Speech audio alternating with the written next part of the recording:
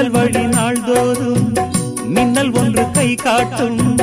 அம்மம்மா என்னைத்தான் ஆசைகளில் நீராட்டும். எனக்கும் உனக்கும் இருக்கும் நெருக்கம் இளமை தொடங்கி முதுமை வரைக்கும்.